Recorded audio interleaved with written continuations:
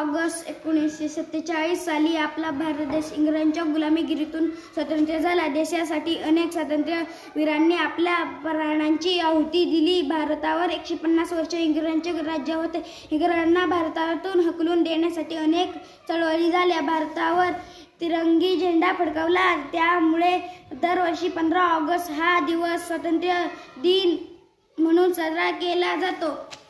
यावेळी देशाला स्वातंत्र्य मिळून 75 वर्षे पूर्ण झाल्यामुळे स्वातंत्र्याचा अमृत महोत्सव साजरा होत आहे. घर घर तिरंगा, हर घर तिरंगा, घर घर तिरंगा उपक्रम राबविला आहे. त्यानुसार 13 ऑगस्ट ते 15 ऑगस्ट रोजी घरोघरी तिरंगी झेंडा फडकवणार आहेत. आज आमच्या शाळेतही 8:30 वाजता झेंडा वंदन कार्यक्रम झाला. कार्यक्रमाच्या तयारीसाठी शाळेची स्वच्छता केली. शेणाने सारवून रांगोळी काढली. भाषण पाठ केले. फुले आणली. पूजेचे ताट तयार केले. नवीन कपडे घालून सगळे जण आनंदाने आले.